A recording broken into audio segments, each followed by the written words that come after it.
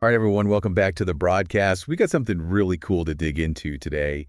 It's those new NVIDIA cards. You know, the RTX 5080 and the 4090? Oh, yeah, those are causing quite a stir online. Yeah, everyone wants to know which one is better. I mean, especially because they're so different price-wise. Yeah, that's a big difference right there.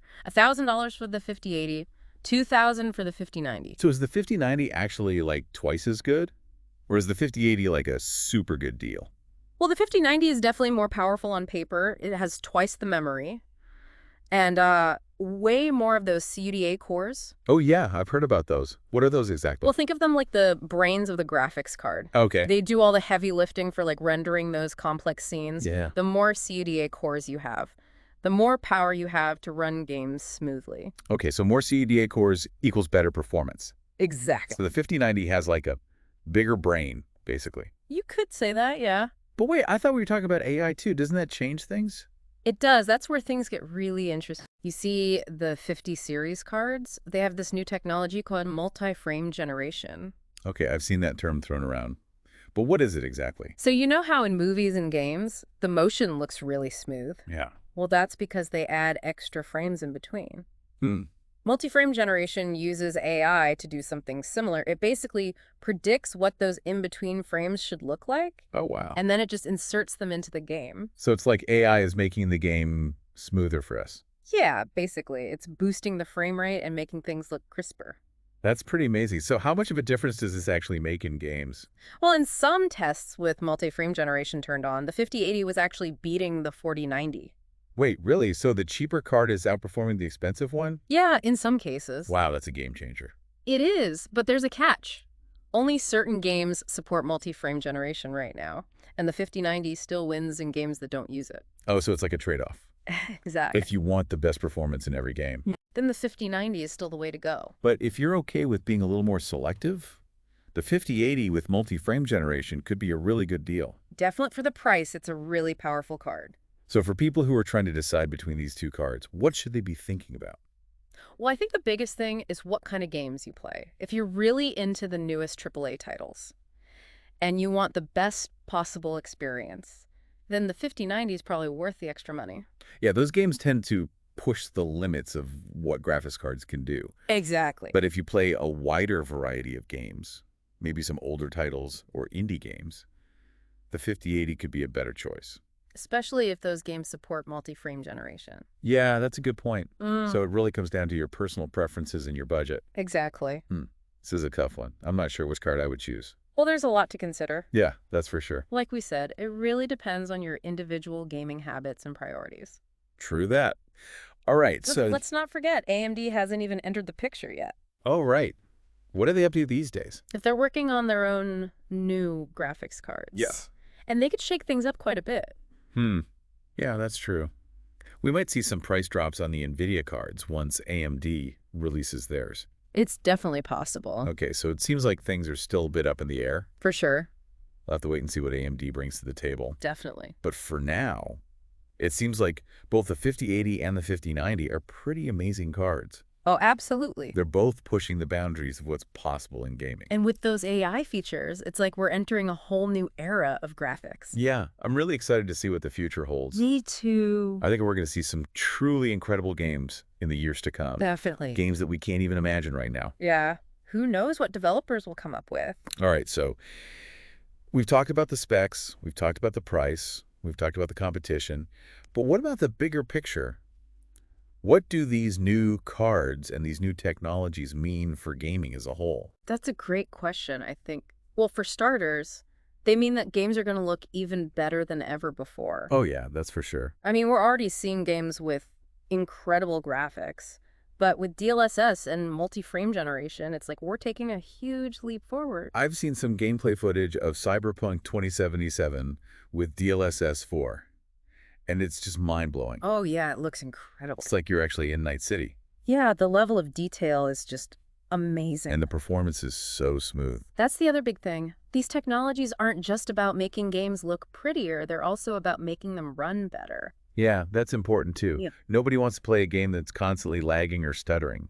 Exactly. With DLSS and multi-frame generation, We can have both amazing graphics and smooth performance. And that's a game changer for sure. Definitely. So what do you think? I think we're just scratching the surface of what's possible. I agree. These new cards and these new technologies are just the beginning. Yeah. Who knows what we'll be playing in 5 or 10 years? Yeah. It's an exciting time to be a gamer. It really is. All right. Well, I think we've covered a lot of ground today. We have. We've talked about the NVIDIA RTX 5080 and the 4090. We've talked about DLSS and multi-frame generation. And we've talked about the future of gaming. It's been a great discussion. Yeah, I really enjoyed it. I always learn something new when we talk. Me too. All right, so before we wrap things up, I want to leave our listeners with one final thought. Okay. Even if you're not planning on buying a new graphics card right now, I think it's important to pay attention to these advancements in AI. I agree. They're going to have a huge impact on the gaming industry. Definitely. And they're a glimpse into the future of entertainment. So keep your eyes peeled and get ready for some truly amazing experiences. That's great advice. All right, everyone. That's it for this broadcast, but be sure to tune in next time when we'll be exploring a completely different topic. Sounds good. Until then, keep on gaming. And keep on learning. It's tough, right? Because $1,000 is still a lot of money. Yeah, you're not wrong about that. So is it worth it? Well, it depends on Uh-huh. what kind of gamer you are. Okay, I like that. If you're someone who needs to have the absolute best, the latest and greatest no matter what, The bleeding edge. exactly, then yeah, the 5090 is probably the way to go. Right. But if you're more price conscious Yeah. and you're okay with maybe not having the top of the line performance in every single game, Okay. then the 5080 starts to look really appealing. Especially with that multi-frame generation thing. Exactly. That's the wild card here. It is. So is that like a deal breaker for you? I wouldn't say it's a deal breaker, but it's definitely something to think about. Because Right now, only a limited number of games actually support it. yeah, that's true. So if you're the type of gamer who buys a new game every week and you want to play all the latest releases, Yeah. you might not see the full benefit of multi-frame generation right away. So maybe the 5090 is a safer bet in that case. It could be. Or maybe we should just wait and see what AMD does. That's always an option too. Right, because Or- they haven't even released their new cards yet. And who knows? Maybe they'll come out with something that blows both of these cards out of the water. That would be awesome. It would. Competition is always good for consumers. Yeah, for sure. Yeah. It usually means lower prices and better products. Exactly. So we'll just have to wait and see how it all plays out. Exactly. It's a waiting game for now. All right, so let's say I'm a gamer who's convinced I'm ready to upgrade. What should I be looking for in the coming months? Well, first of all, keep an eye on AMD's announcements. Okay. See what they bring to the table in terms of performance, features, and of course, price. Right, because that's a big factor. It is. Also, pay attention to game developers. What do you mean? As more and more games start to incorporate DLSS 4 and multi-frame generation, Yeah, the value of those features is going to increase. that makes sense. So it's not just about the hardware, No, it's about the software too. the whole ecosystem. Exactly, the whole gaming ecosystem. That's a good point. So we need to keep our eyes on the big picture. We do.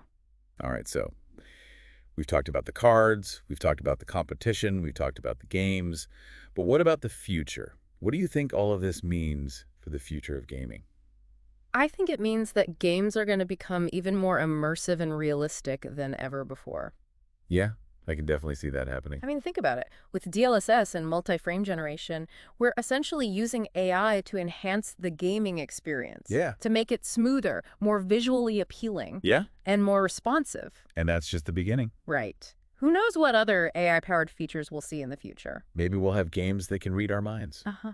Maybe. or games that can adapt to our emotions. It's definitely possible. The possibilities are endless. They are. It's an exciting time to be a gamer. It really is. I can't wait to see what the future holds. Me neither.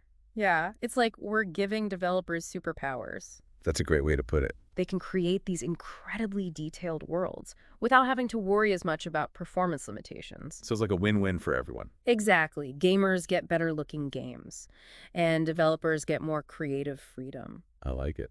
So what are some games that you think really showcase the potential of these new technologies? Ooh, good question. Well, one that comes to mind is Alan Wake 2. Oh, yeah. I've heard good things about that one. It's a really atmospheric game Yeah. with these like dark and eerie environments. Perfect for DLSS and multi-frame generation. Exactly.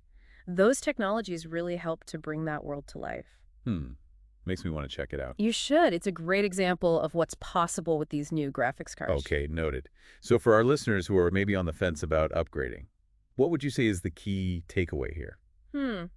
I think the biggest thing is to really think about your own gaming habits. No. Like, how often do you upgrade your PC? What kind of games do you play? What's your budget like? Right. Because these cards are an investment. Exactly. So you want to make sure you're getting the right one for you. Yeah, that makes sense. If you're the type of person who always wants to be on the leading edge, then the 5080 might be a good choice, even though it doesn't have as much raw power as the 5090. Because of those AI features. Right, those features could give it an edge in the long run as more and more games start to support them. But if you're more patient. And you want a card that's going to be a powerhouse for years to come, Yeah. then the 5090 might be a better bet. Or maybe even wait for AMD. That's always a possibility, too. Okay, so it really comes down to personal preference. It does. There's no right or wrong answer here.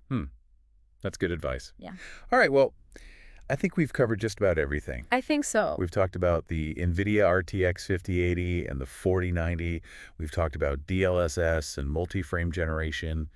And we've talked about the future of gaming. It's been a great discussion. It has. I always learn so much when we talk. Me too. So thanks for joining me today. It's been a pleasure. And thanks to all of you for listening. We'll be back next week with a brand new broadcast. Until then, keep on gaming.